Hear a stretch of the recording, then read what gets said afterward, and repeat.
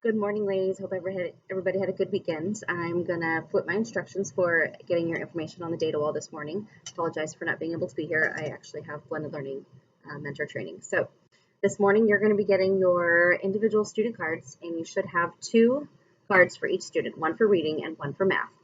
So you'll need to make sure that you get both cards. You're going to be putting their information on here and then stapling it up here onto the corkboard behind me.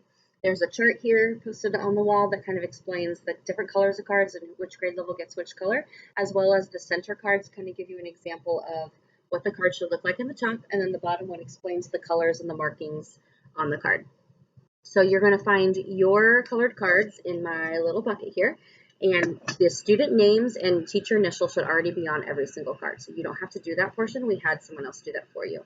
So you're going to take your student card and you're going to put the date first, and you can just put August 2016 if you want to. It doesn't have to be the exact date.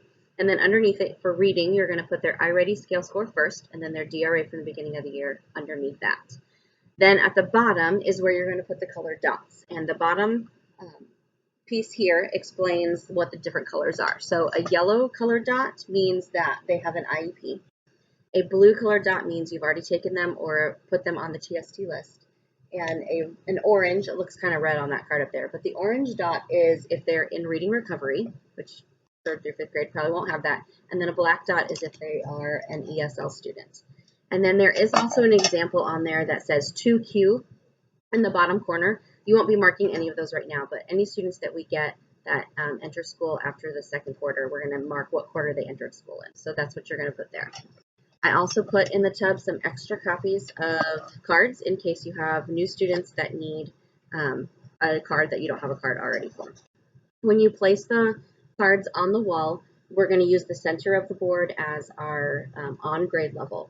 And I included a chart on the Canvas page where you're watching this video that kind of shows you where on level is for beginning, middle, and end of the year. So I want you to use the beginning of the year column or row on the chart to determine who goes in the center. And then if they're below that, they're going to go in the bottom. And if they're above that, then they're going to go on the top. What I really want to pay attention to is whether they're kind of hovering on these lines. So if they're kind of just barely below, then I want you to put them closer to this line. Or if they're just barely above, I want you to put them closer to that line. Those are the ones that we really kind of want to target. Those are what we really call our bubble kids.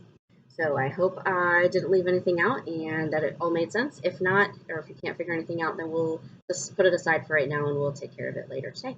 Thanks. Have a great day.